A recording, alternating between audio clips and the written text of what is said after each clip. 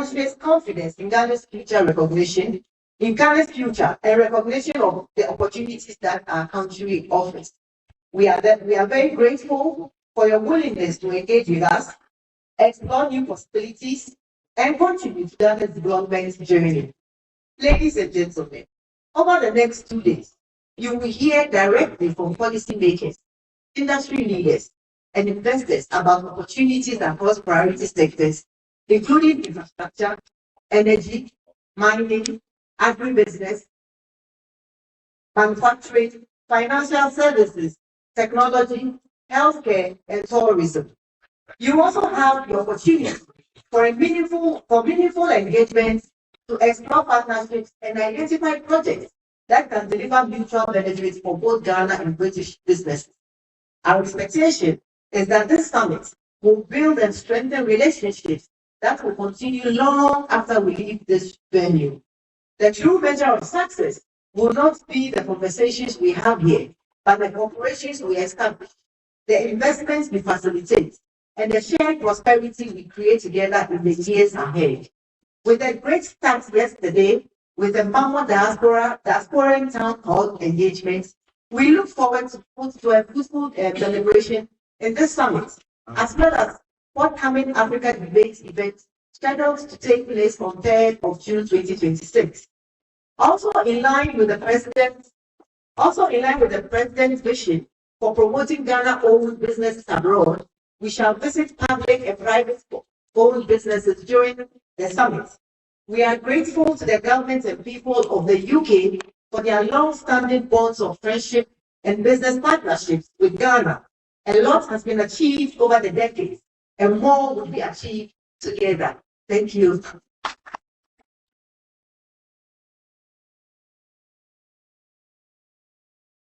The Ghana High Commission remains committed to serving as a bridge between investors and opportunities in Ghana. We stand ready to facilitate engagements, provide information, and support businesses seeking to establish or expand their presence in our country. I therefore encourage all participants to engage openly and explore the immense possibilities.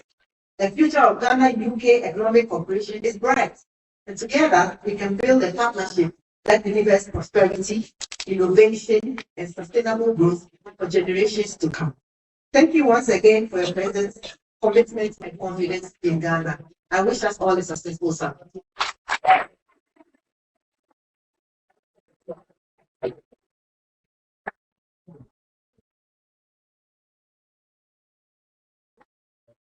That's a great speech. Maybe I think on my side of that debate club, definitely from practice.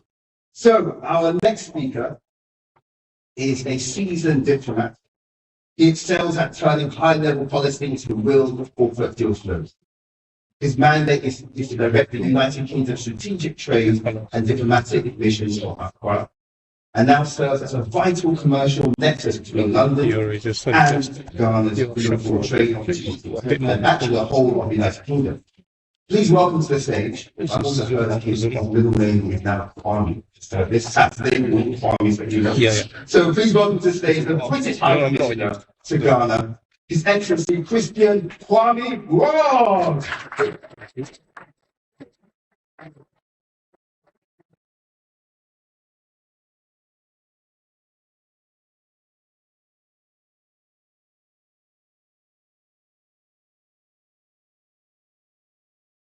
Excellency John Dramani Mahama, President of the Republic of Ghana, Honourable Ministers, Ghana's High Commissioner to the UK, or as we say in Ghana, my sister, Your Excellency Salasi Dalesi, distinguished business leaders, ladies and gentlemen, good morning. And I think the fact that you introduced me as Kwame means that some of the video posts that we put out in the Ghana High Commission, in the British High Commission in Ghana, have landed.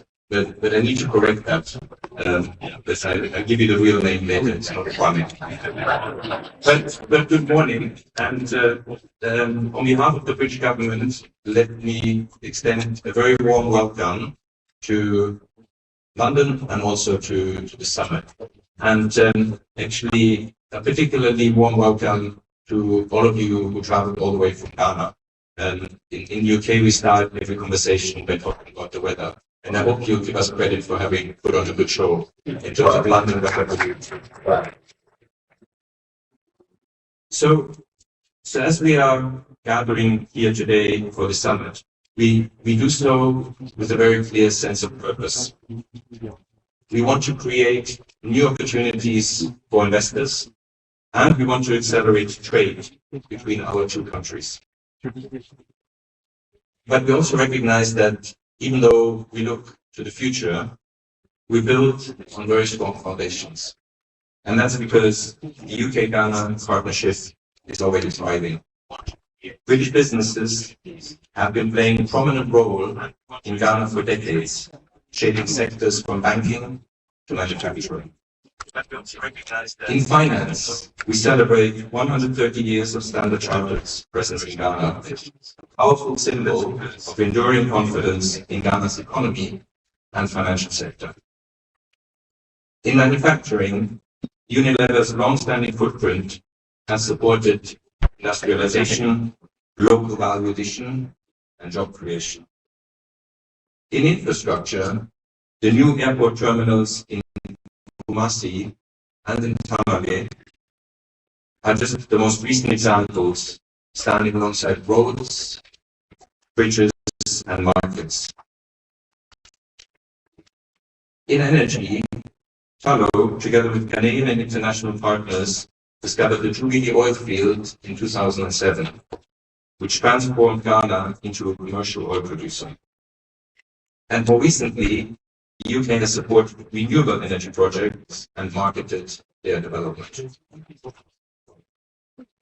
In agribusiness, Blue Skies employs thousands of Ghanaians and exports fresh foods directly to supermarkets within 48 hours. And I checked that just last night. It's on the shelf as we speak. Demeter Ghana is improving the productivity of over 100,000 farmers through targeted fertilizer, soil testing, and economic support. Body Shop UK has been sourcing shea butter from women's cooperatives in the northern region for over 34 years.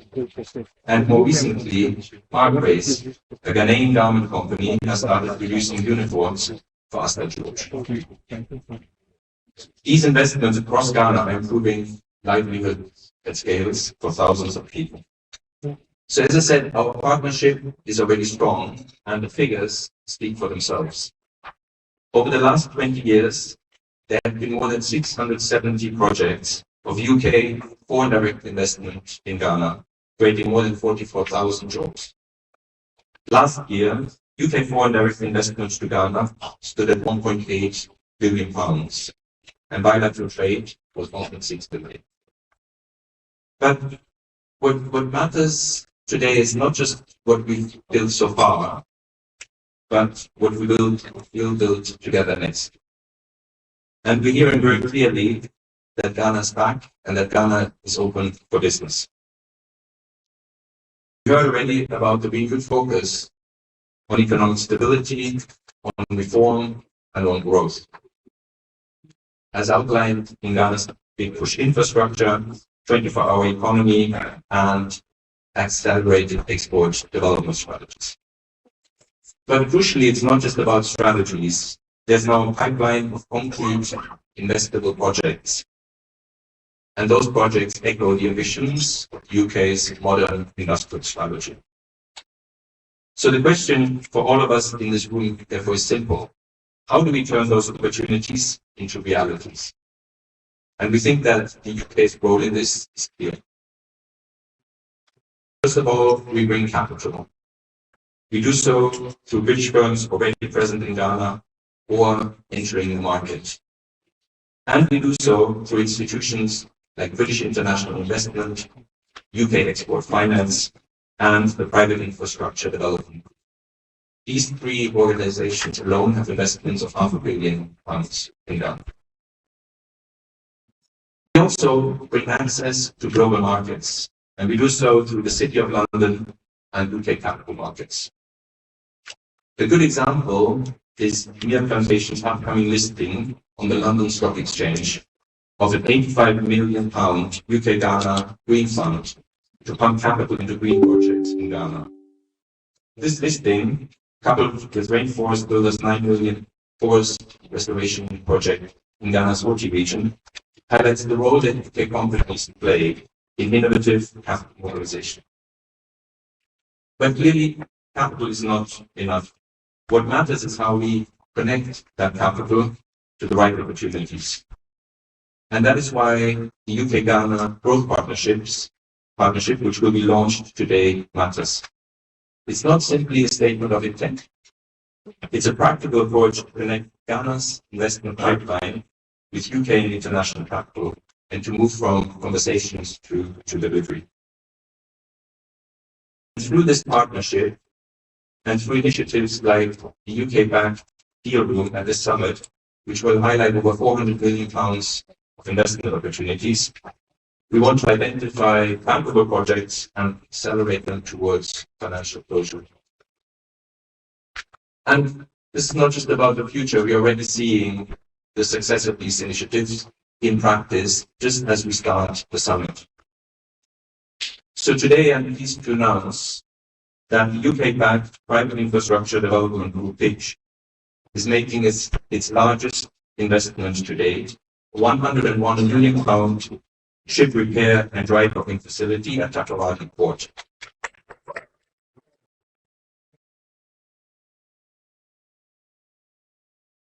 This will create up to 430 jobs, 30% of which for women.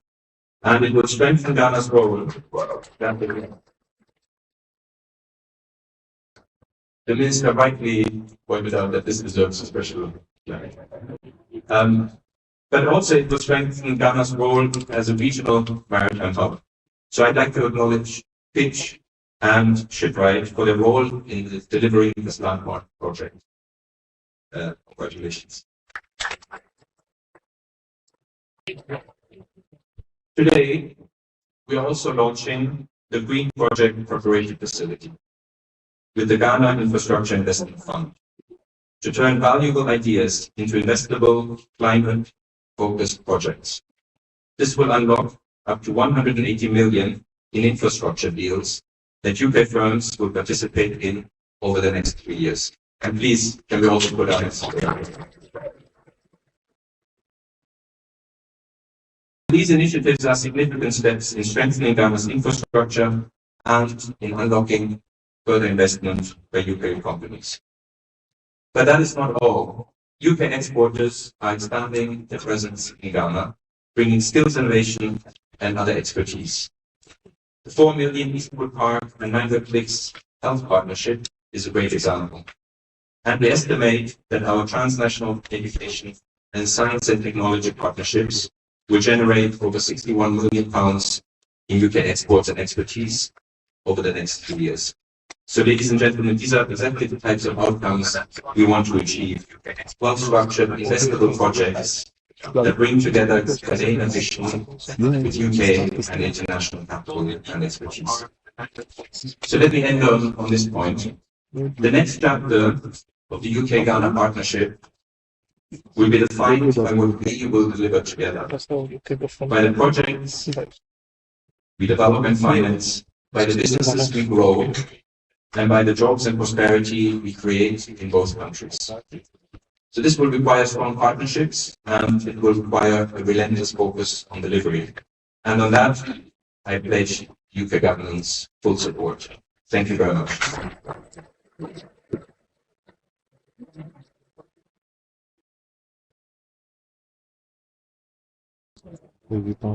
You're okay, ready?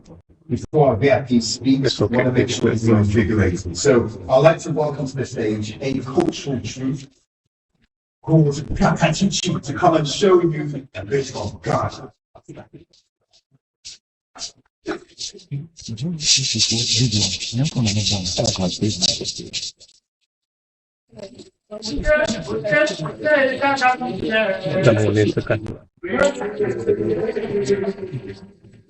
Were you able to capture the music? Thank you.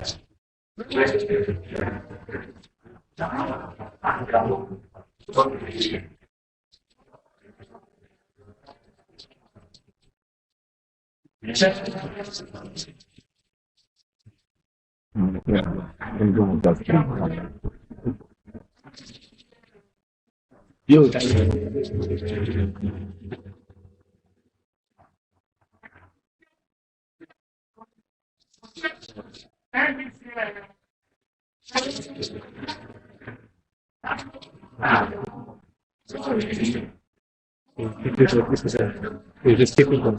Don't do it. Don't move it. Keep it there. Like that.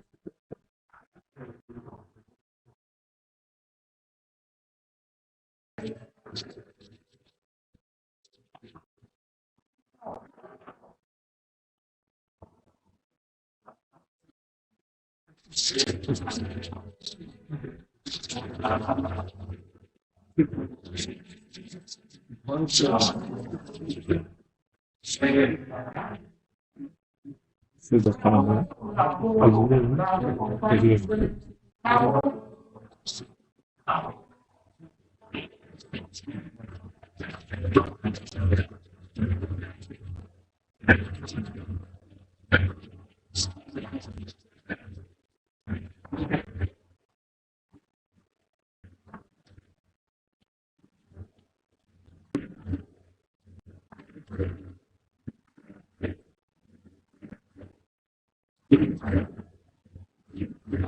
The position that then the garbage of it actually fell.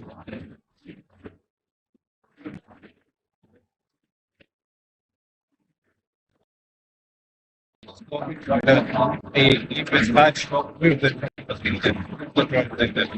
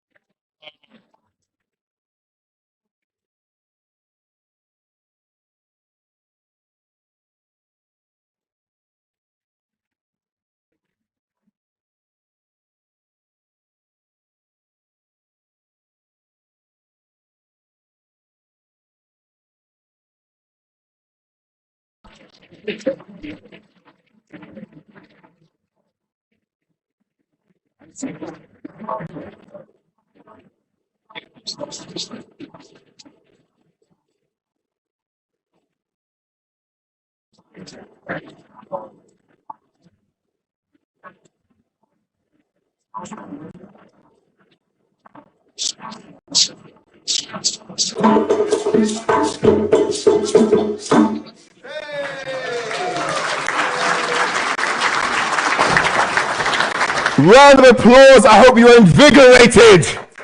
Those are some dance moves I need to study. Wow. Let's keep the energy in the room. We're going to play a short video from GIPC. So if you can have that play, that would be amazing. Thank you very much. Ghana's image on the international stage has been positively boosted by our well-acclaimed research agenda. Our young people are Ghana's greatest assets. We're beginning to see significant growth in sectoral performance. Construction, manufacturing, agriculture, and services are showing very strong growth. This is creating a new opportunity for decent employment for our youth.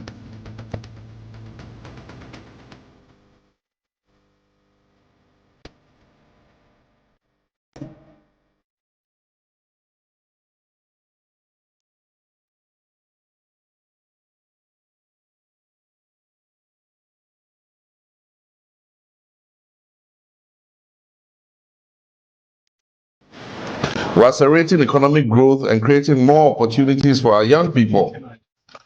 We've restored business confidence and have seen a significant increase in both domestic and foreign direct investment. We're working to achieve 30% share of renewable energy in our national energy mix, reducing costs and protecting our environment. Infrastructure is the backbone of development. We have begun the rehabilitation of over 2,000 kilometers of roads nationwide. We've restored a consistent supply of electricity and are expanding the rural electrification network to more than 1,000 additional communities.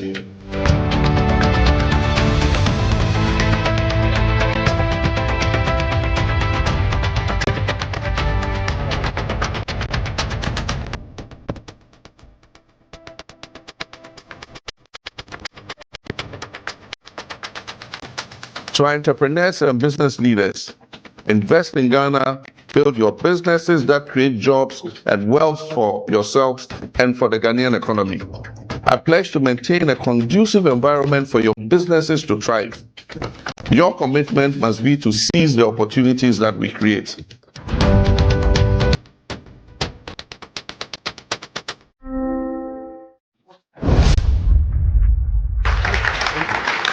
Inspiration, inspiration. To formally introduce our VIP, His Excellency the President of Ghana, please welcome back to the lectern this summit's host, Ghana High Commissioner to the United Kingdom and Ireland, Her Excellency Saba Zita Benson.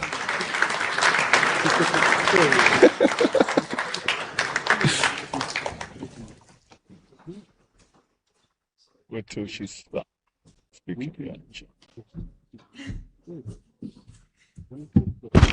Thank you once again. Before I do that, I'd like to acknowledge my colleagues, ambassadors here. Thank you for coming.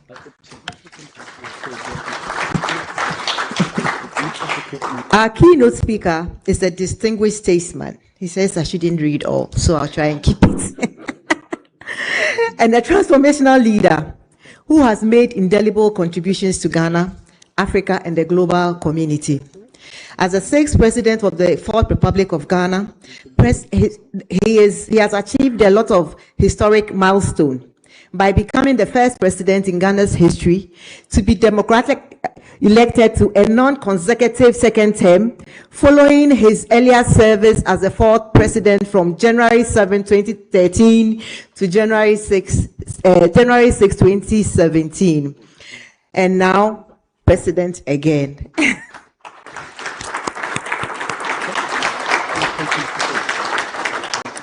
Mr. Mahama's intellectual journey spans advanced studies in history, communications, and social psychology at both undergraduate and postgraduate levels. This interdisciplinary foundation has profoundly shaped his humanistic worldview and informed his people-centered governance philosophy. His scholarly orientation is evident in his profile, contribution to intellectual discourse through numerous newspaper articles and publications, including his acclaimed memoir, My First Coup d'etat, and other true stories from the lost decades of Africa. Mr. Mahama's political career represents an unparalleled trajectory in Ghana's politics. He remains the only leader in Ghana's history to have served at every level of government, Member of Parliament for the Bole Bamboy constituency, Deputy Minister for Communication, Minister for Communication, Vice President, and now President of Ghana. His comprehensive experience across all political echelons demonstrates exceptional dedication to democratic service and provides him with unique insights into governance at every level. His first administration was distinguished by unprecedented infrastructure development across critical sectors, including education, health, ports, and harbors, aviation, railway, oil and gas, and information. This strategic investment successfully positioned Ghana as a lower middle income country, laying foundations for a sustained national development. And beyond physical infrastructure, President Mahama demonstrated visionary leadership in human capital development, achieving gender parity in basic education, landmark achievements in Ghana's educational history. Mr. Mahama's commitment to social justice and gender equity is a defining aspect of his leadership legacy. His administration appointed numerous women to senior positions, breaking traditional barriers and creating pathways for female leadership. In a groundbreaking decision, he nominated Her Excellency Professor Jane Nana Opoku Agyemang as his vice presidential candidate in both 2020 and 2024, the first of such nomination by a major political party in Ghana. And following our victory in December 2024, Ghana welcomed her first female vice president, marking a watershed moment in the nation's democratic journey. And I have to state that I'm also the first female high commissioner to the UK and Ireland since 1957, 69 years. Thank you, Mr. President. I'm deeply humbled. Mr. Mahama remains deeply committed to agric development, and he actively champions modern technology-driven farming as a viable enterprise for youth, emphasizing value addition and productivity enhancement as pathways to prosperity. Mr. Mahama has been married to my own mother, Mrs. Lordina Dramani Mahama, for over 32 years, exemplifying stability and devotion to both his personal and public life. Mr. Mahama embodies the highest ideals of scholarship, democratic leadership, social justice, and international statesmanship. So at this point, it's my singular honor to call Your Excellency to bless us with your presence on the stage. Thank you.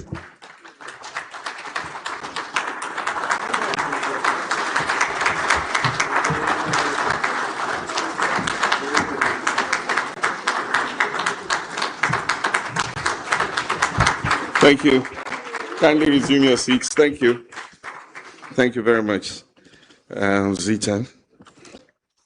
Let me begin by acknowledging our brother in Africa, we'll say our brother, His Excellency Christian Rogue, High Commissioner of the United Kingdom to Ghana. And thanks for that excellent speech and the surprise investment announcements you gave us. No, really, it will change the dynamics of the Western enclave of our country. Since our first president established the industrial town of Tema and the port at Tema, a lot of our investment in terms of industry has gone towards the east. It's time to move westwards, and that shipbuilding industry would be a jewel in the West. Thank you very much. Let me acknowledge everybody else and proceed on existing protocol and say that it's a pleasure to join you here in London for this important Ghana-UK Investment Summit. Let me begin by expressing my sincere appreciation to the organizers of this summit, particularly the Ghana High Commission in the United Kingdom, Invest Africa, and UK-Ghana Chamber of Commerce for bringing together such a distinguished gathering of business leaders, institutional investors, policymakers, and development partners. This summit comes at a defining moment for Ghana and indeed for Africa. Around the world, businesses and investors are reassessing supply chains, searching for resilient growth markets, diversifying investment destinations, and positioning themselves for the next era of global economic transformation. In that changing global landscape, Ghana offers something increasingly valuable: political stability, democratic maturity, strategic geographical access, improving macroeconomic fundamentals, and a government committed to creating a transparent and investor-friendly business environment. Ladies and gentlemen, Ghana and the United Kingdom share a long and evolving relationship rooted not only in our history, but increasingly in trade, innovation, investment, education, and shared democratic values. Today, bilateral trade between our two countries exceeds 1.5 billion pounds annually. But I believe this only scratches the surface of what is possible. The future of the Ghana-UK partnership must move beyond traditional trade into deeper strategic collaboration in manufacturing, in technology, infrastructure, agribusiness, renewable energy, financial services, pharmaceuticals, tourism, education, and the digital economy. This summit is therefore not simply a networking event. It is a platform for building long-term partnerships capable of delivering jobs, innovation, industrial growth, and shared prosperity. Distinguished ladies and gentlemen, when my administration assumed office, Ghana faced significant economic difficulties. Investor confidence had weakened, inflation was high, debt vulnerabilities had constrained fiscal space, and businesses were struggling in an atmosphere of uncertainty. We took decisive action through disciplined economic management, institutional reforms, fiscal consolidation, and enhanced coordination between monetary and fiscal authorities. We have restored stability and renewed confidence in the Ghanaian economy. Inflation has declined significantly from 23.8% in December 2024 to 3.4% as of April 2026.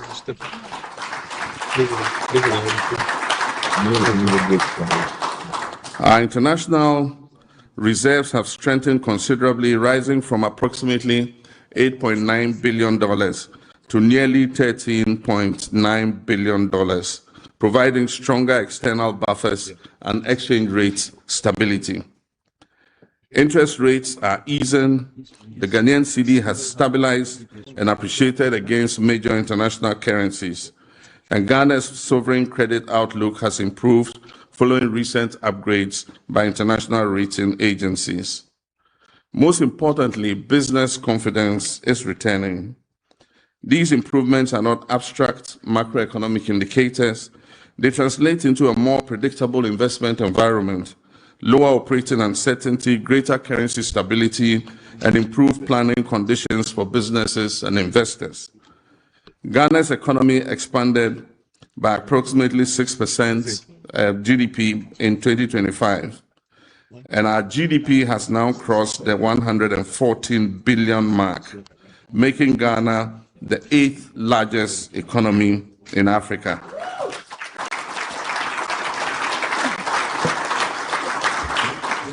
Ladies and gentlemen, our vision is clear. We're building a productive, export-oriented, industrialized, and technology-driven economy that creates opportunities for our people and competitive returns for investors. At the center of this transformation is our flagship 24-hour economy initiative and accelerated export development program. The 24-hour economy is not merely a slogan, it is a deliberate national productivity strategy that is designed to maximize the utilization of infrastructure, industry, labor, logistics, ports, and energy systems around the clock. It is intended to increase productivity, stimulate manufacturing, create jobs, boost exports, deepen regional trade, and improve competitiveness. We're aligning policy, infrastructure incentives, skills development, transport systems, power reliability, and financing mechanisms to support businesses operating beyond traditional working hours.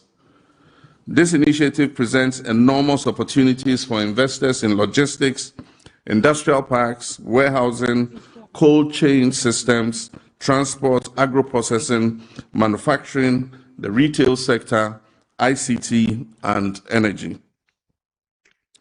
Agriculture remains one of Ghana's most promising investment frontiers. Under our Feed Ghana program, we are modernizing agriculture and positioning agribusiness as a major pillar of industrial growth and export expansion.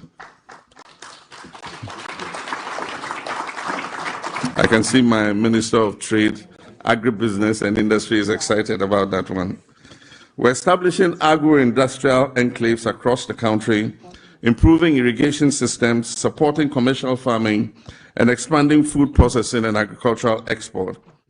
The opportunities in cocoa processing, oil palm, cashew, shea, horticulture, poultry, rice production, fisheries, and cold chain logistics are extensive. For investors seeking scalable agricultural opportunities linked to regional and global markets, Ghana offers both the demand and the strategic location for such production. In manufacturing and industrialization, we are prioritizing value addition. Rather than exporting raw materials, Ghana is positioning itself higher within the global value chains. This applies particularly to cocoa, gold, lithium, bauxite, manganese, critical minerals, pharmaceuticals, textiles, automotive assembly, and petrochemicals. Our objective is simple. Ghana must become a production hub, not merely a source of raw commodities. Ladies and gentlemen, the global transition towards green energy and sustainable growth also creates significant partnership opportunities. We're investing heavily in energy infrastructure, gas development, power reliability, renewable energy expansion, and grid modernization. We're pursuing strategic investments in solar energy, clean transportation, battery value chains, and climate-resilient infrastructure.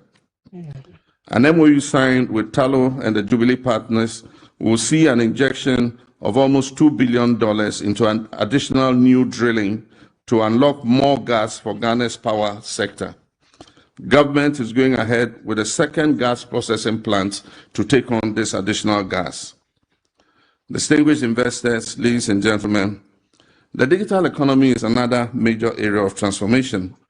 We recently launched our National Artificial Intelligence Strategy to position our country as a leading technology and innovation hub in Africa. We're investing in digital skills development through our Million Coders program and expanding opportunities in fintech, agri-tech, cybersecurity, data centers, health tech, and AI-driven services. Our partnerships are to develop Africa's largest integrated AI and technology hub, demonstrating our ambition to become a major player in the future digital economy. The opportunities for venture capital, private equity, technology partnerships, and innovation ecosystems are significant. Infrastructure development remains central to our economic transformation agenda. Through the $10 billion 5-year Big Push infrastructure program, we are accelerating investments in roads, railways, ports, housing, transport corridors, and aviation infrastructure. We are modernizing key transport corridors, including the Eastern and Western corridors and the now iconic Accra-Kumasi Expressway.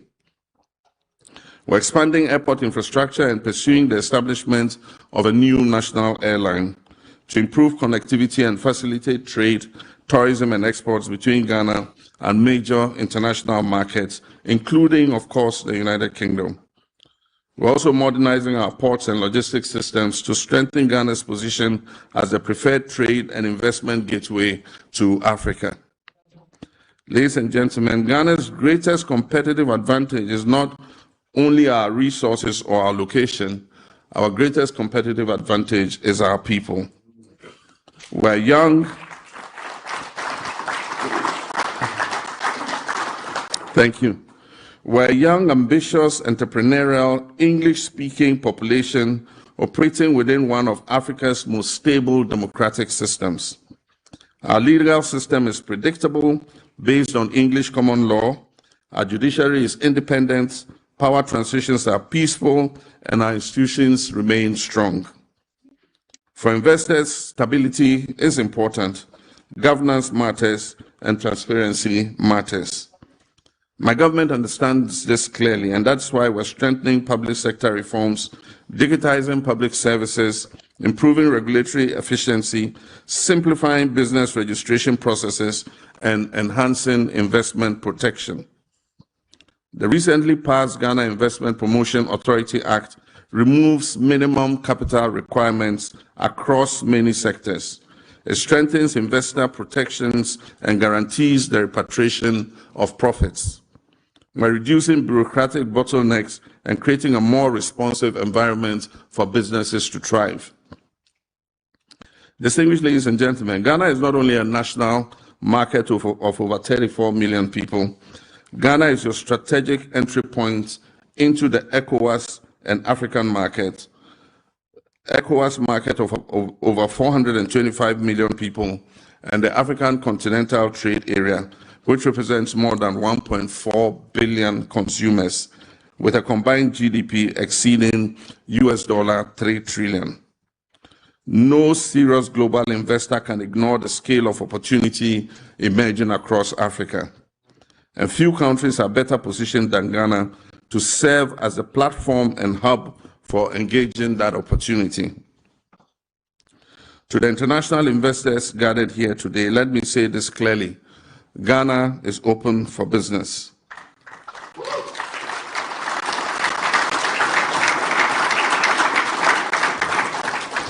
We're open to partnerships that create jobs, transfer technology, develop skills, support industrialization, expand exports, and deliver sustainable growth. We seek investors who are prepared to build long-term partnerships with us, partnerships that are grounded in mutual respect, transparency, and shared prosperity. My government stands ready to work with you. I'm pleased that several of our ministers and senior government officials are present at this summit.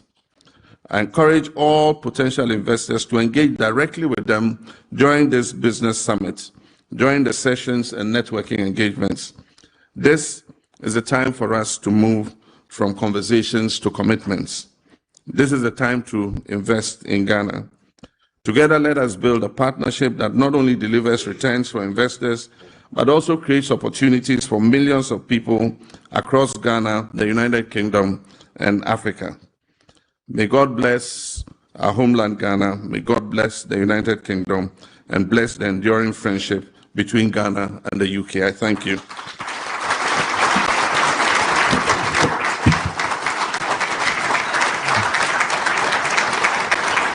Thank you, sir. Appreciate you. Thank you, sir.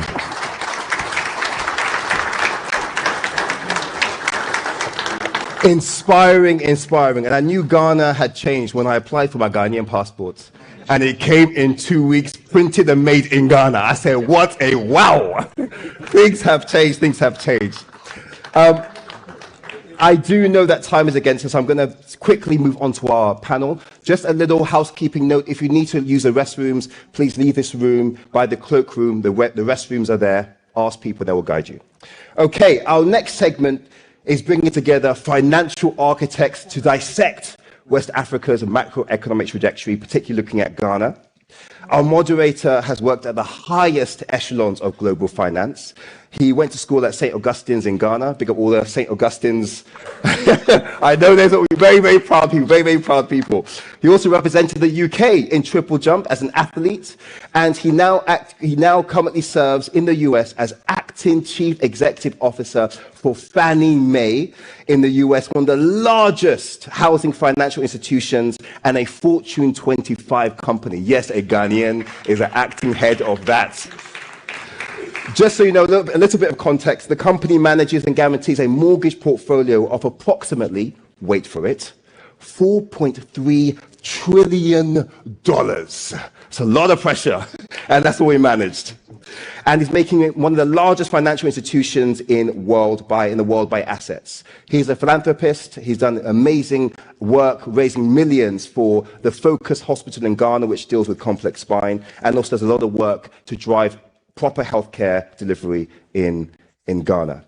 Please welcome to the stage Mr. Peter Akwabwa.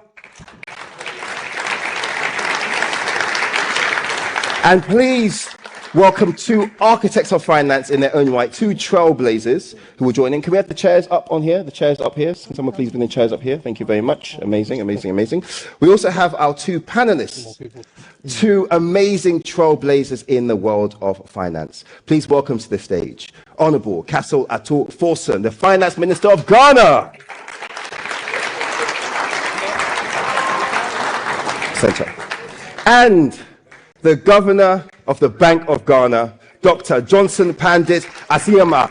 Asiama, let me pronounce Asiama. The English confused me, I'm sorry. Asiama, thank you very much. I'm learning my culture on stage.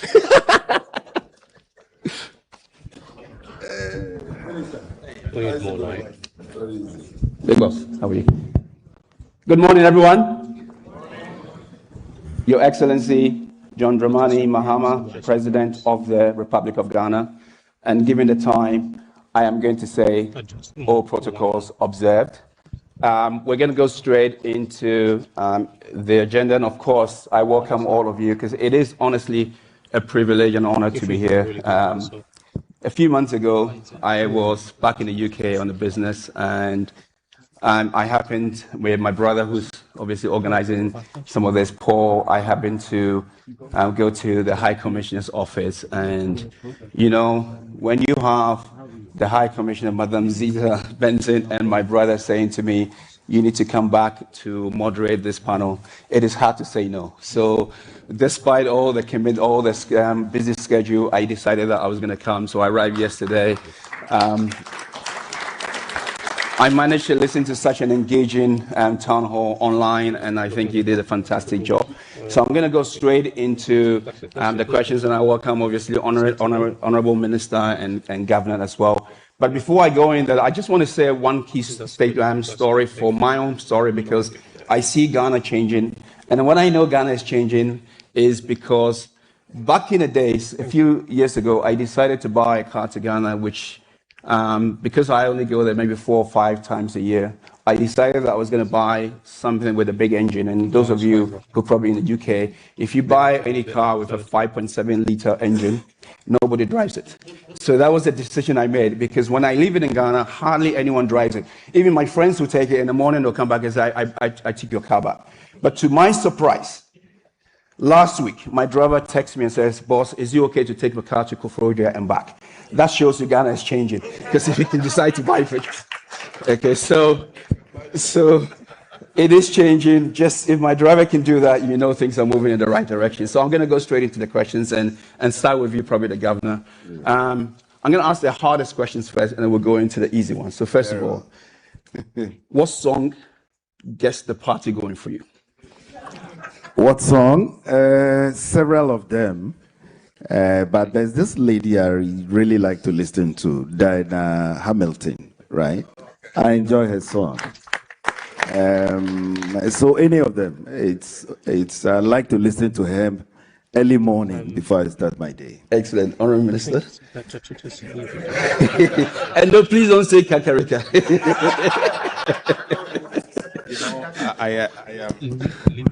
Thank you. I'm not a song person.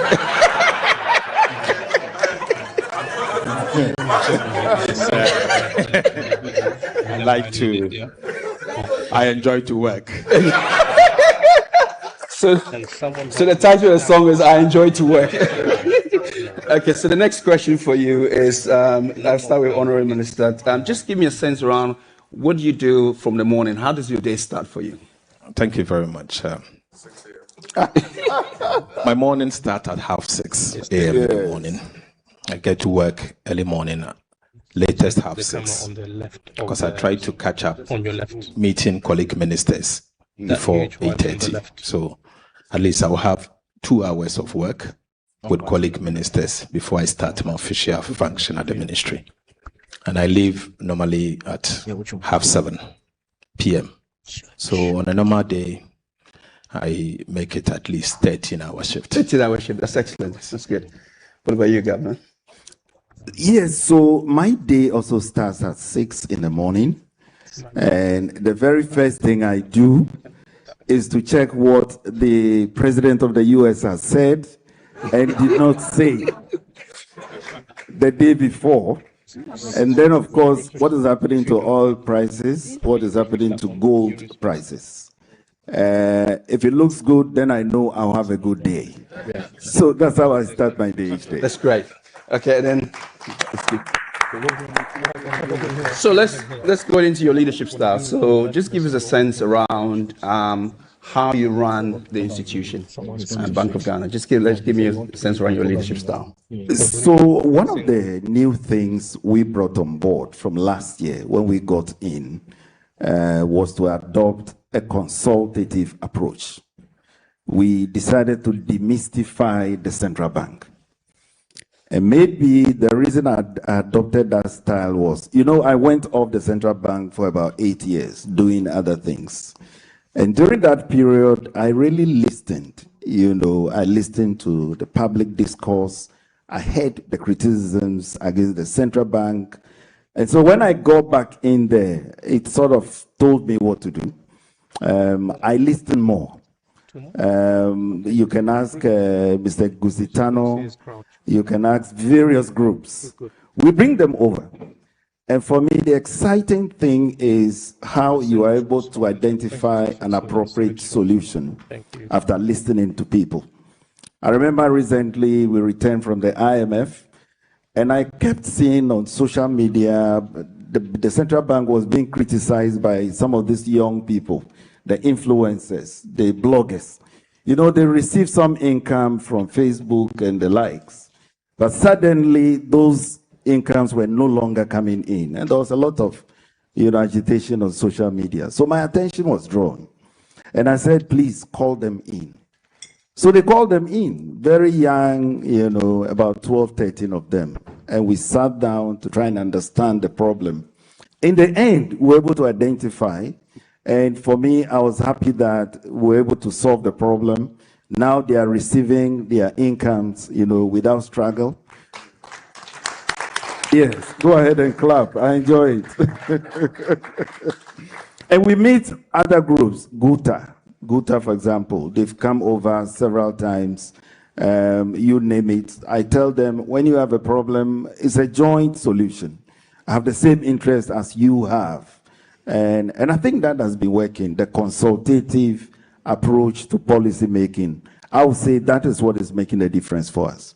Excellent. Thank you so much. An active listener, and I actually can testify to that, because when I met you, I could just detect that you were an active listener. So thank you for that. What about you, Honorary Minister? I get very much involved in what we do at the Ministry of Finance, from the technical details to policy making. And I try to involve the budgeting, tax policy, public debt management, almost everything. I get very much involved because of the gravity of the situation we're in.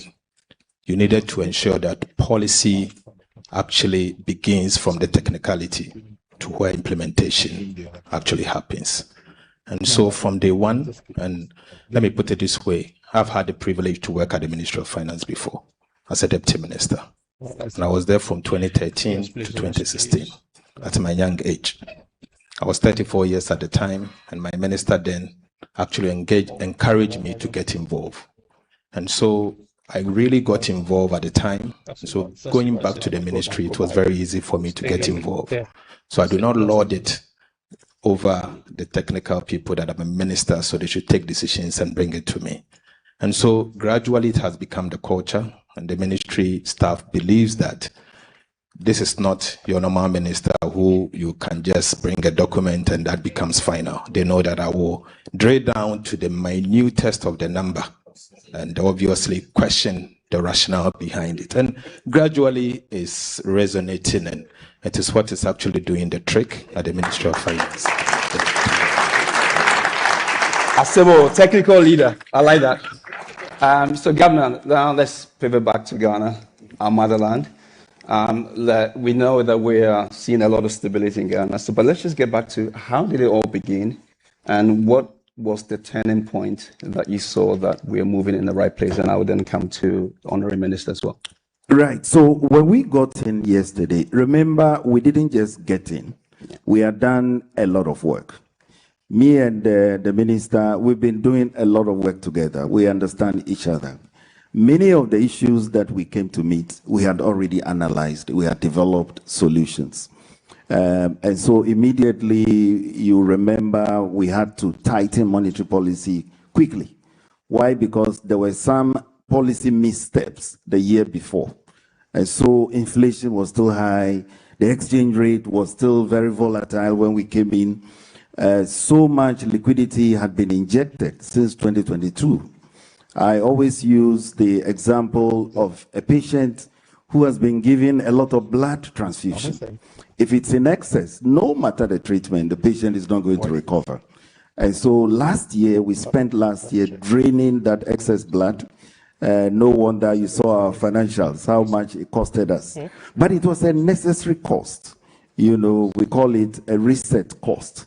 And we believe that based on where we are now, we can tackle the real sector problems. We've brought about stability. Most of the costs that we incurred last year will not be repeated this year. But last year was the heavy lifting. We did a number of things. We looked at the interbank forex market, for example. A lot of new guidelines were issued. We looked at remittances. Before we came in, at the time we came in, there was a lot of offshoring going on. By offshoring, some of the companies located here who take your remittances, what they do is, instead of paying the pounds into the nostro accounts of a Ghanaian bank so that it enters our system, they rather arrange, you know, they give you cedis back in Ghana. They rather arrange for somebody to give you the cedis in Ghana instantly. Yeah. But then the pound sterling or the dollars here, they keep it aside. So they turn themselves into FX dealers, whereas they are not licensed to do so. When they do that, the monies they take from you is not made available for us to use. So banks can, for example, use it to finance LCs, you know, pay for imports and the likes. And so when we got in, we had to put in measures to compel all these people to pay in those flows so that the inflows come through. Because once they come through, it helps to stabilize the cedi. No wonder last year remittance inflows got as high as His Excellency has given the figure, nearly $8 billion US. Yes, go ahead and clap. It was nearly $8 billion US. Remember, that was about half the entire amount we got from foreign direct investment last year. And so for us at the central bank, we decided to look at our diaspora differently. These are part of the investors we are looking for. It's not just a foreign investor, but the diaspora population in the US, in the UK, these are potential investors that we have to, you know, reach out to. And remember, Peter, I met you in the US.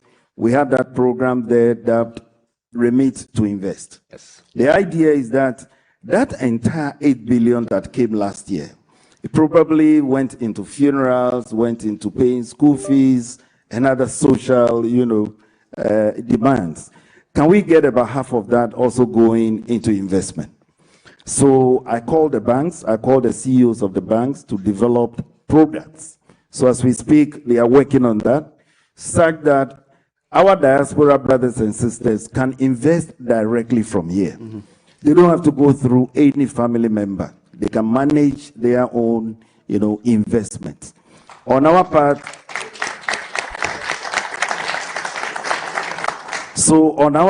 we looked at one of the things we came to meet was they have this gold coin that some people have purchased, you know, physically. Yeah. So we said, why don't we tokenize it? Well, we tokenize it with your little sums. Anywhere you are, you can invest, you can buy these.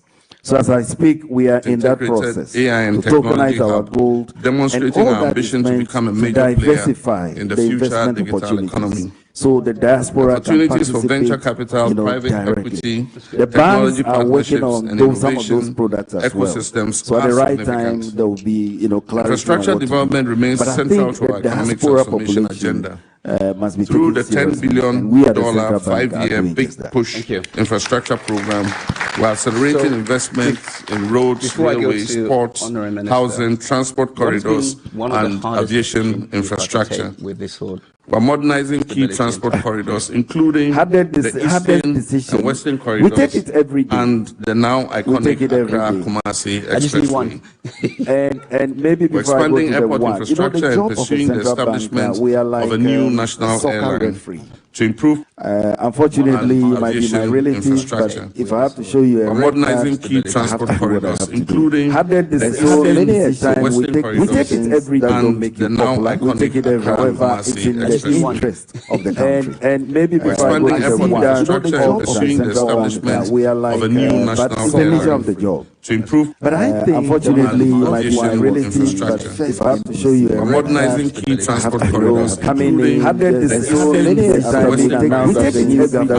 now iconic Accra-Kumasi. everybody will want to be like. And maybe before I'm looking forward to we are like sort of have my MPC go down as somebody who was coming to be, but then after doing the analysis, we saw we needed to hike. We needed to just hike. But I had the support from my colleagues, and we did that. That single action saved us. So you see, no wonder after that hike, the easing cycle just started all the way until end of last year. The easing cycle would have continued, but for the Middle East crisis. And that is the elephant in the room currently. We do hope that the Middle East crisis will be solved anytime soon, and then we'll continue that easing, and get to where we want to get to. Yeah. And by MPC, you don't mean member of parliament, but you mean monetary policy. Monetary policy committee, yes. Monetary policy committee meetings. Okay. Yes. Honorable Minister, same thing. Ghana stability was a turning point for you on a physical side, and then of course, what the hardest decision you've had to take. I think for us, we got in January. I was appointed in January, and we had to prepare our first budget. So the first budget introduced 22 amendments to existing laws and introduced new laws, 22 in number. This is to ensure, one, that we take control of public expenditure. And so across the economy, we've now taken control of public expenditure. Not only central government, but general government.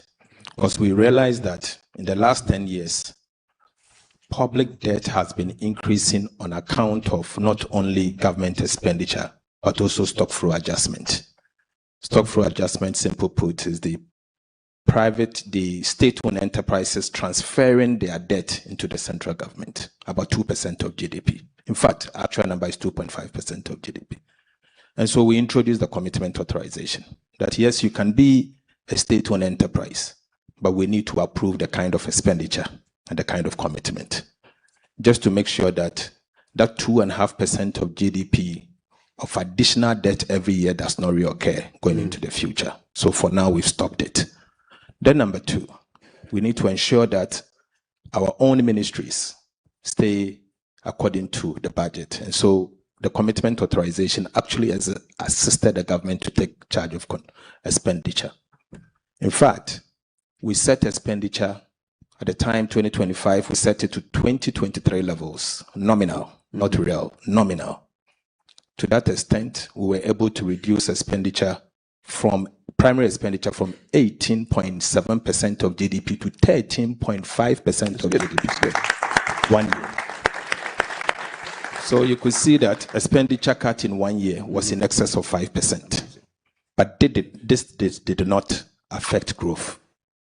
The non-oil GDP growth actually grew from 6.1 to 7.6% in 1 year, even though we reduced expenditure by 5% of GDP in 1 year.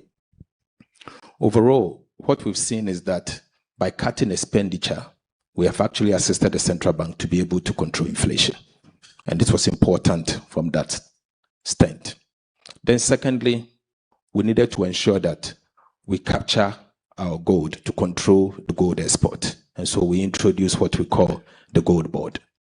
And the gold board was to ensure that gold that was hitherto leaving the country through smuggling and the country was not benefiting from the value chain is actually stopped. And so what we did was the introduction of the gold board alone, once calendar year, we're able to buy gold up to 14 billion United States dollars.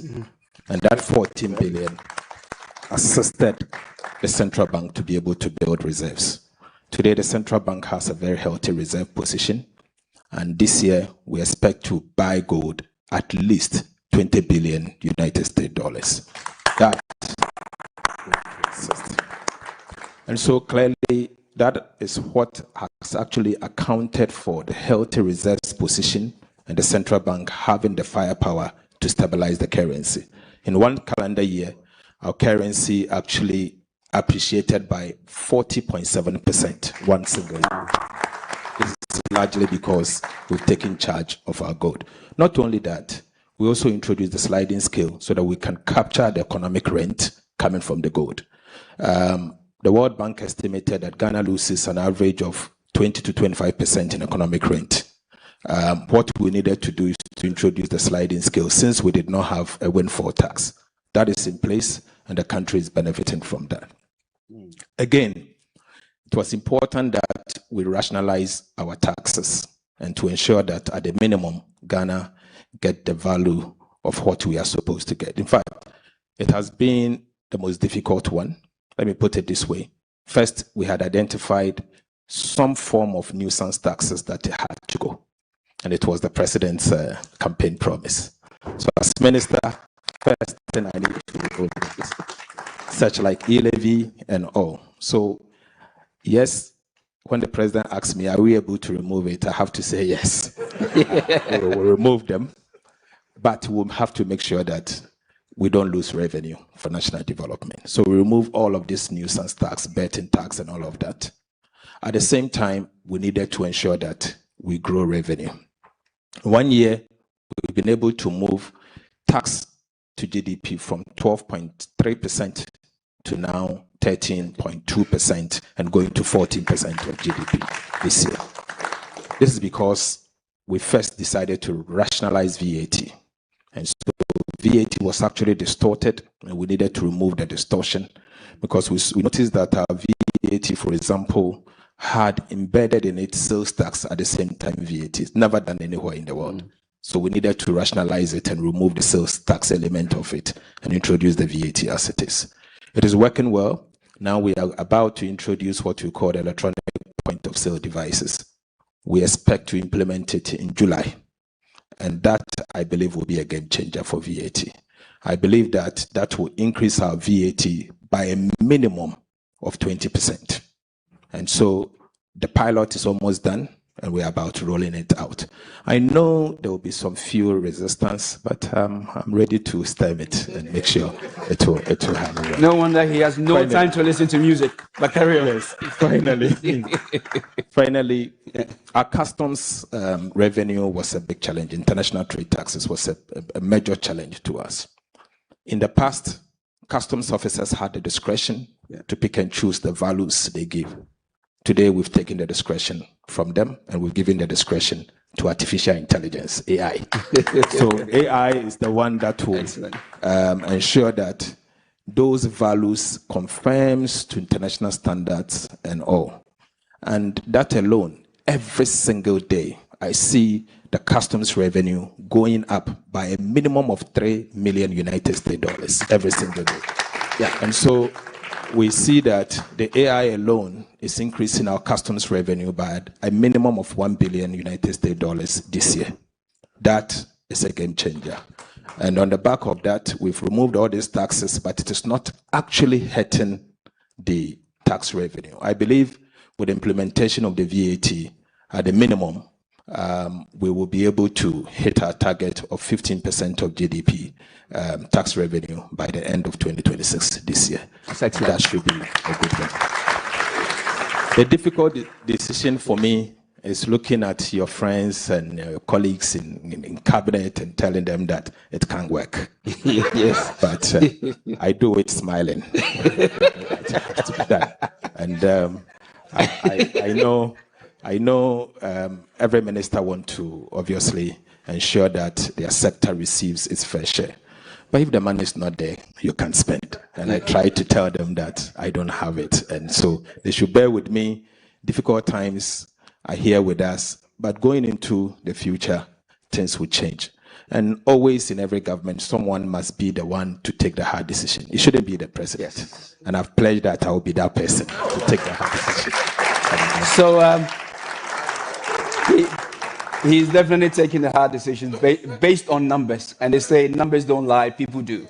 Okay, so I'm going to take questions from the audience, maybe one or two. Not yet, please. The mic will go around, but I will ask one question and I'll come back to the audience. So if we can start getting the mics ready.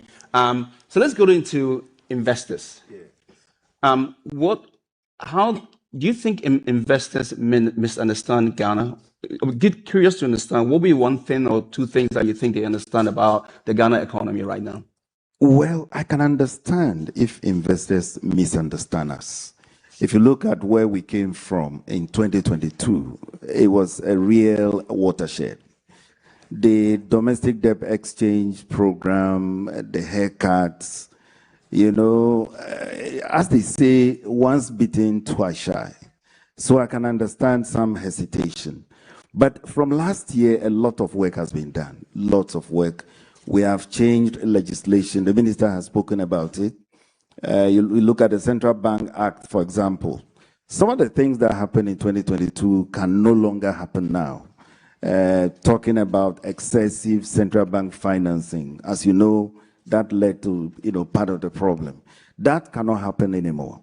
The minister, he mentioned about the new legislation is introduced, the fiscal rules, you name them. So we want to engage the investors and tell them, look, we are building back better. What happened in the past belongs to the past. His Excellency has mentioned that Ghana is ready. We believe now we are ready. The stability is real. But for the Middle East crisis that is ongoing, probably by now interest rates would have been below the 10% I'm praying for.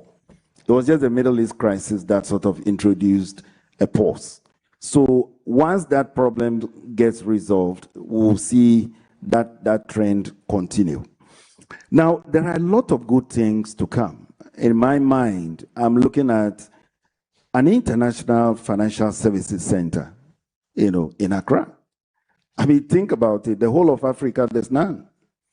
You go to the Emirates, each of them has an international financial services center. So why not Ghana? We have all it takes. And so in my mind, maybe in the next 2 years, 3 years, we can do that. Think about it. A Singapore of Africa. Ghana is the financial center. So in simple terms, we are ready for investment. But for me, beyond that, I want to see more diaspora people like yourself, right? We have the people, we have the capital. Come home and invest. Then the other investors can follow. Yeah. Thank you. I think for investors, I can appreciate their pain and what they went through in 2022. Mm-hmm. 2022 was a very difficult year, and we have to admit that Ghana got it wrong at the time. But most importantly, we have internalized the crisis of 2022, and we've all resolved as politicians and policymakers never to do things that will take us back to where we were in 2022. I think I've been a member of parliament for 18 years. I had the privilege to even serve as a minority leader at some point. If there's something that I see in parliament among the political group, I see clearly the willingness never to take Ghana back to where we were in 2022. And so I want to use this opportunity to assure investors that Ghana will never get back to where we were in those days. We will sustain the gains. The gains will be sustained. We've put in place measures and laws to ensure that going into the future, Ghana will not see inflation at 54%. We'll never default on the repayment of our debt, be it domestic or external debt, and we'll do what it takes to sustain the gains and to attract investment into the country. I mean, imagine bringing, let's say, £1 million into a country to invest, and the currency depreciate one day by 20%, 30%. when you are repatriating those investments, what happens? You lose your income. Today, we found a way to ensure that we capture our gold. The central bank is building reserves up to 15 months of import cover. And this is the kind of reserves you see in the Middle East, among the Asian tigers, seeing 12, 13 months of import cover. Ghana is going to have 15 months of import cover. That is enough to protect the currency. That is enough to cushion the currency for at least 2 decades, because we are talking of reserves. And so be assured that we are open for investment. Our tax policies are very transparent, regulation works, and the country is ready to attract investment. And so if you decide to come into the country, the Ministry of Finance, the Bank of Ghana, and other sectors, we are all ready to welcome you, and be assured that we'll work for your businesses to survive, and where possible, repatriate your profit to your country or reinvest those profits that you make in Ghana. Thank you. Thank you so much. So look, I know I have to wrap up, but if you bear with me, let me just take 2 questions, please. I'm going to start with the lady in the middle. Yeah. Which lady? In the middle. Okay, so just there. Yeah.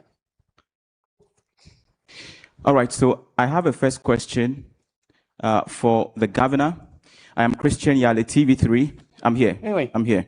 No, I the lady first. No, yes, please. Okay. Bear with me. Yes. Right.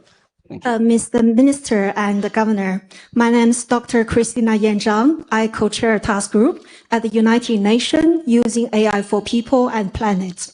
So my question for you is, we know that small, medium-sized enterprise occupies 92% of all business in Ghana and 80% GDPs and 70% of manufacturing jobs. So my question for you is, what can we do to support SME financing using emerging technology? Consider the government is currently drafting the emerging technology bill to make financing for SME smarter, faster, and easier, so that actually we can become the first Wakanda country in Africa and lead major constructions and prosperities for the whole continent moving forward. Thank you. So, SME and technology. I'm going to only pick one of them to answer. So there was 2. Yes. Thank you. And the governor will have to speak to this. But let me say that the banks needs to do more than what they are doing today. Today, the banks in Ghana are lending approximately 11% to the of GDP to the private sector. If you are to compare that to our peers like Nigeria and other countries, they are doing double digit, like 20%, 30% of GDP. And so clearly you can see that the banks are not actually lending to the private sector, and most particularly the SMEs. This is obviously because of the boom and bust cycle that we've seen in the past, and also government expenditure. Some of the banks find it more attractive to lend to government at, say, 30% on a treasury bill than to lend to a private sector, maybe 35 or 40%. Today, we've successfully reduced the treasury bill rate to now 4.8% from the 30%. 91 days treasury bill then at the time was 30%. Today is 4.8%. Yeah. And the government is not borrowing as much from the private sector. And so I've seen a trend where the banks are now moving to support the private sector and SMEs. Today, the banks are chasing individuals for loans and all. That is where we want to get to, because you can't have an economy where the banks only lend to government and government use the money for the purposes of government expenditure. It's beyond that. And so gradually what we've done, I've also seen in the past government agencies, we give the money to them. We borrow, for example, from the treasury bill market and give it to government agencies. They transfer it to commercial banks, and commercial banks end up lending this money back to the state. That has stopped because we operate strict TSA, Treasury Single Account. Yeah. So the money will be with the central bank And when you need it, you go and take it. Don't let the central bank, the private sector, the banks bring the money back to us. Yeah. So these are some of the things we are doing. But I'm working with the central bank to ensure that gradually they introduce regulation and measures to compel some of these banks to lend to the SMEs. But since it's a matter of regulation, I will let the governor speak to it. Yeah, and I'll let the governor speak, and I'm going to wrap up after that. I know I'm... Yes, so, yes, it is true, just as the minister has said, in terms of the amount of credit that banks give to the private sector. Ghana lags behind when you consider it as a ratio of GDP. Our peer countries are doing 3 times, 4 times, 5 times what we are doing. So we need to do more. But you can understand, it all has to do with where we came from. The high interest environment, where banks were lending at 35%, 40% a year. If you lend money to anybody at such levels, certainly the person will default. And so banks were hesitant, and at the same time, government bills offered alternative, avenues. So that's why in the past that wasn't happening. Now, with the stability that has returned from last year, we've noticed a new trend. Private sector credit is beginning to recover. But what the banks are telling me is they are not able to find enough bankable projects. I engaged them a couple of weeks ago, and then I asked them, who has to create those for you? There should be a way to convert raw ideas into bankable projects. And so we're brainstorming together. We're saying, there's the Ghana Venture Capital, fund. Should we set up a unit there where we say, look, if you have any rough idea you want to turn into a business plan, just go there, they'll help you to put it together. And then after that, you can approach a bank for financing. But fortunately, I spoke to IFC. IFC has something along that line, just to help people to convert those raw ideas into a form that a bank will be, happy to look at. So it is a general problem, not just for SMEs, but something really needs to be done, to shore up private sector credit.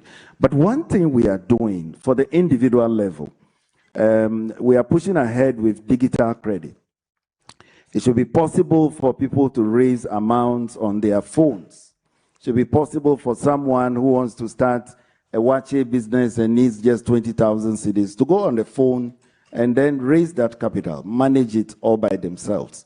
And so we are working on the technology side of things. Very soon that constraint will be addressed. So yes, it's a problem that we are aware of. It will go away. We just have to sustain the low interest rate, stable exchange rate environment. It's a new regime altogether. Our people are not used, to operating at this level. So we are looking forward to see the global shock go away, and then we'll return to these ways again. But certainly we'll do something about access to credit going forward. Okay, thank you. Am I done, or should I carry on? One more question, okay. You're so persistent, so I'll let you ask this question. I've been spending 5 minutes watching you. Yes, because I'm Christian Yale. I'm the parliamentary correspondent for TV3 Ghana. Okay. And this question is important to me because of all the issues we've had around cocoa. So I want to ask the governor, I know that cocoa is a national asset. You've announced that there's going to be at least a $1 billion, funding or cocoa bond or local bond, if I should put it that way, to be issued by the Ghana Cocoa Board. So my question simply goes as this. Can the Ghanaian banking sector handle such huge issuance, given all the regulatory hurdles? And tied to that, how is government thinking about it? And also, lastly, are there going to be any regulatory support to make it a reality? Simple. Thank you.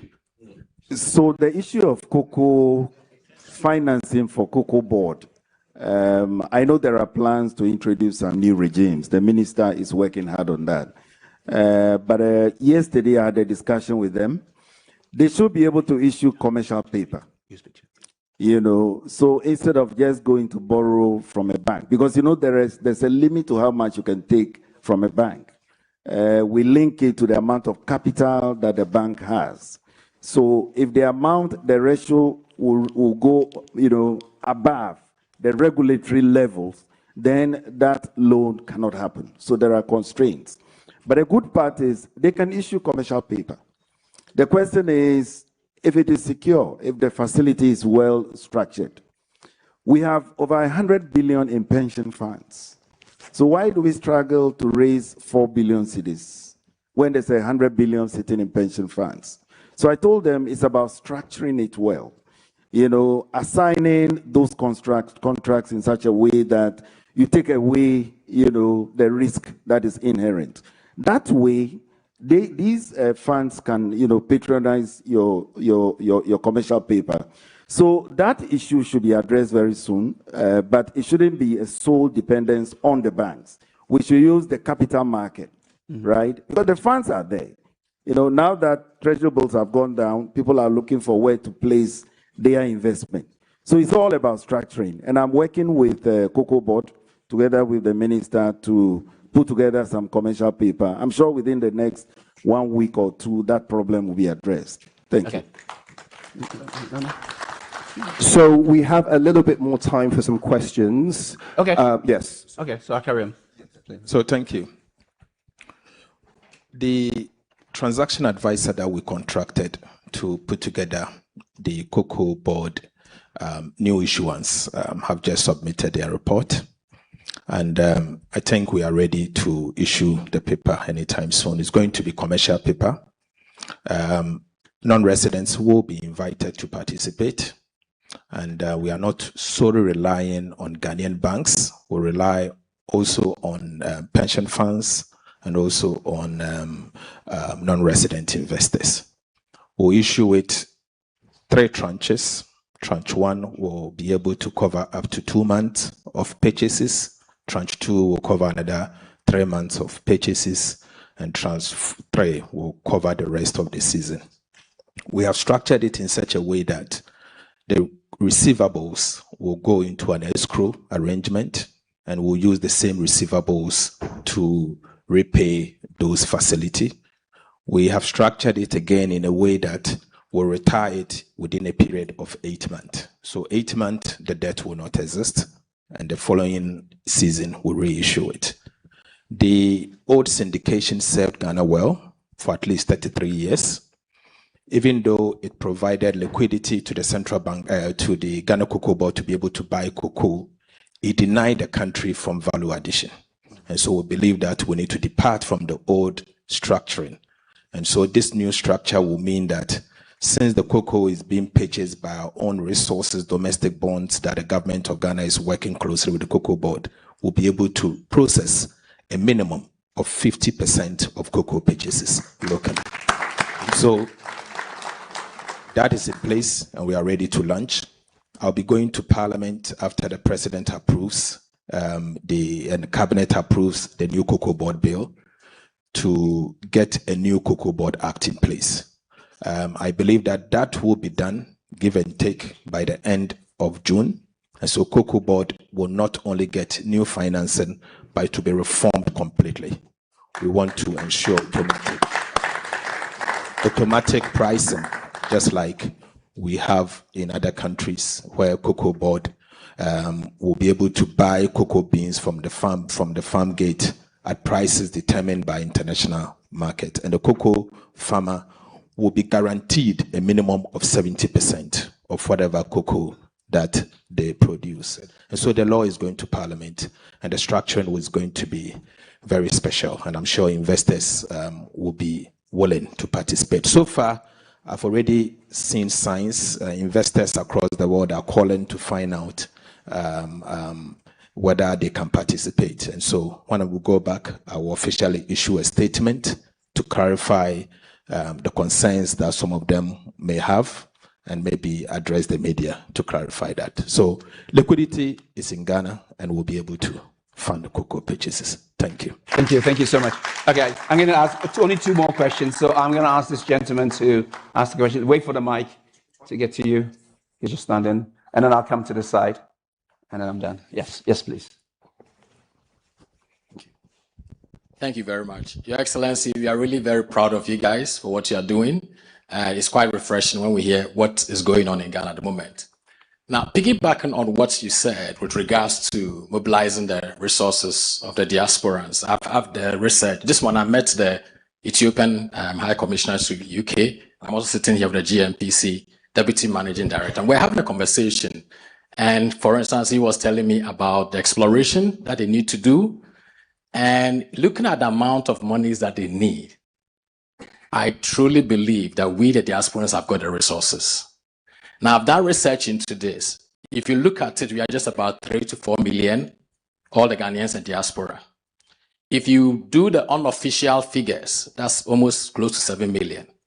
Just even 10% of that, investing about $2,000 per person a year, that's about $1.4 billion.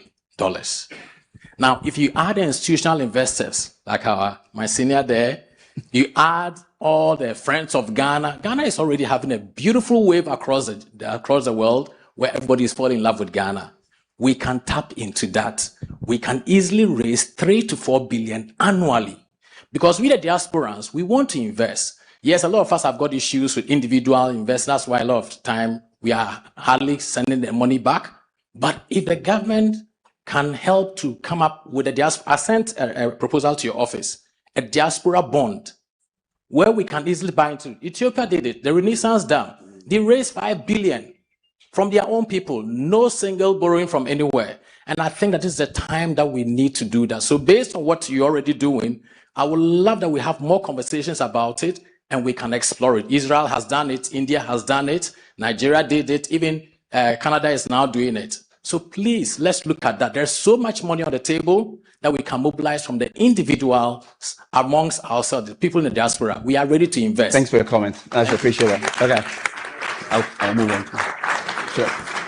You want to respond or shall I just? Okay. Just a quick one. Okay. Maybe you will have to consider Jollof bond for infrastructure. Yes. Okay. I think we're good. Let me ask. Yeah, one more. Oh, you can answer that. No, that's a very useful suggestion. We are working on just that, But issuing a diaspora bond, that is for the Minister of Finance to do. We are only supporting them in the concept paper. So it will be done. Ethiopia is a very good example, and we are looking at all the other models, Israel and the others. Like I said earlier, the diaspora, when you talk about investment potential, it's an area we need to take seriously, and we are doing just that. But the minister can update on how far they have gone as far as issuing of the diaspora bond is concerned. Okay, one more question here. Michael, to the front. Thank you. Thank you. My name is Peter. I run China-UK Venture Capital Association. I'm based in London. My company was listed in Hong Kong. A couple of years ago, we raised $300 million US. So we invested 80 companies worldwide, except Africa. I went to Accra in 2019, was going to start, but affected by COVID. And so I'm glad to see the opportunity again. I watched the president mention John Dredge last night. I think it's a very good practice leader. So my question to you is, we have lots of cash reserve right now, and lots of our investment go to IPO again. So some money come back. Now we want to go to Ghana, where to start? And we don't want to start a project. We want to invest many projects. So it's more kind of for equity investment. Thank you. The cash reserve on investing into projects. Into projects. No. Yeah. Yeah. Yeah. Okay. Thank you. Let me take the issue of investment in projects, and the governor will take the cash reserve issues, since it's a central bank specific. The government of Ghana, under His Excellency the President, decided to use the first 2 years to stabilize the economy, 2025, 2026. create the fiscal space needed for development. That has successfully been done. Today, we've been able to create some significant fiscal space in excess of about 15–16% of GDP, fiscal space that we can put it into proper development. What we seek to do now is to gradually invest in areas that can grow the economy and can also repay those investments going into the future. We've put together a framework of investment, and what we are going to do is to announce in the 2027 budget what the president calls the new economy. Now, the new economy will identify key areas in commercial agriculture, in critical mining value addition, in energy sector, gas to power, gas to fertilizer, and also in key transport infrastructure, Western Rail, and others. That will be announced. The project will be announced as part of the 2027 budget, and we will attract financing going into those investments. But we are yet to finalize the blueprint, and when it's done, His Excellency the President will announce same, and then I will engage investors to attract financing for that project. So be assured that we have the blueprint in place. We want to attract the kind of UK export finance. We want to attract the kind of hedge funds and businesses that you have so that we can get the financing to develop the country. The potential is there, but we will invest in self-financing investment. In fact, what we are again doing is to introduce what we call the Loans Act. So we will actually introduce a legislation that will guide borrowings. So you borrow commercial for self-financing investment, and you can only borrow concessional for only social infrastructure. So any Minister of Finance will be guided by the Loans Act in determining the kind of loan that you can use. You can't borrow to buy a car, for example, because when the time comes for you to repay, you can't sell that car to fund that expenditure. Yes. And so these are some of the reforms that we are introducing to make sure that when we borrow, we can fund, we can repay those facilities, but that will be done. Governor, cash reserves. On the cash reserves, that has to do with banks. I did not quite get your difficulty on that. Could you? They have cash. Yes. They have cash ready to come and invest into. Yes. Into Ghana. So you are welcome to come and invest.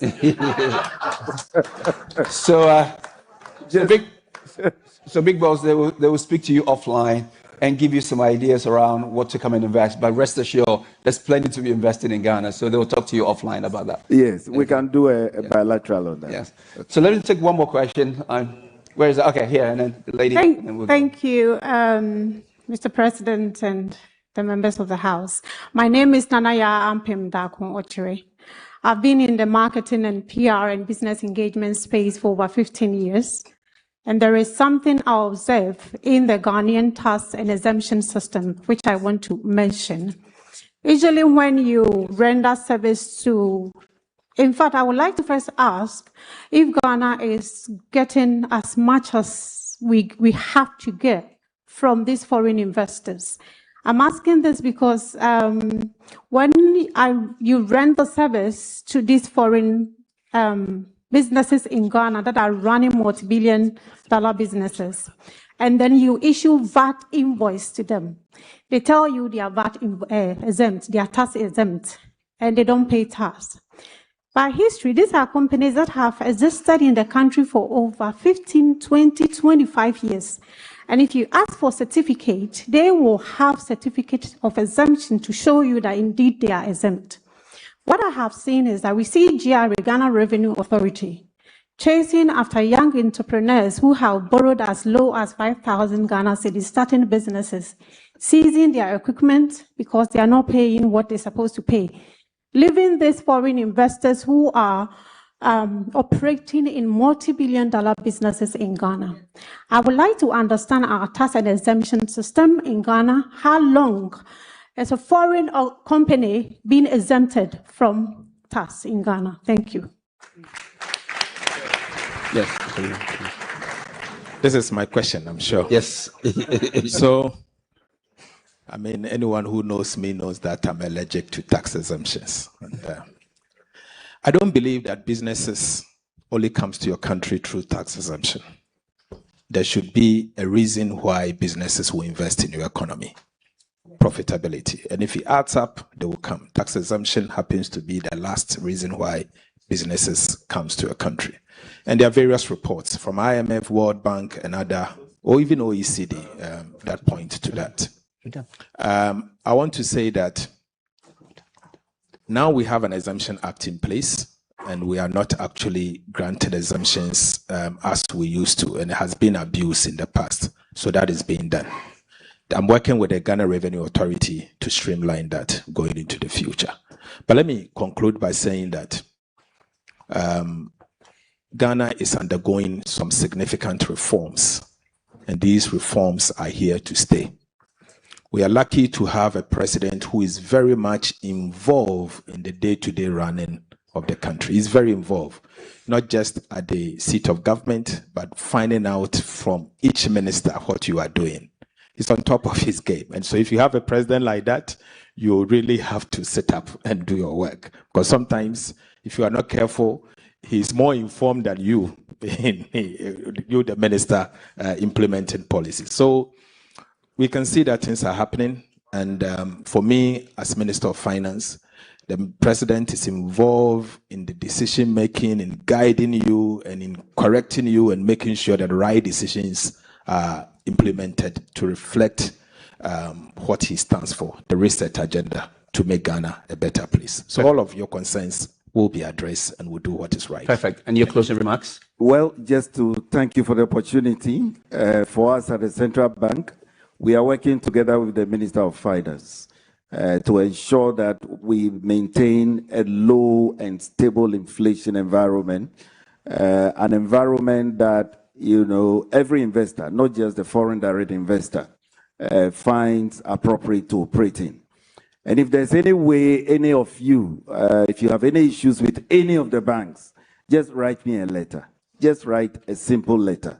There's a whole outfit that will move in to try and understand what the issue is, and then we get it resolved. So we are there to serve you. Thank you very much. Okay. And ladies and gentlemen, I just want to say the opportunities are definitely in Ghana. It is there to be seen. And I just want to give you a simple message that tells you the opportunities there. There used to be a gentleman who would go from Ghana to Nigeria on his motorbike with 2 black bags.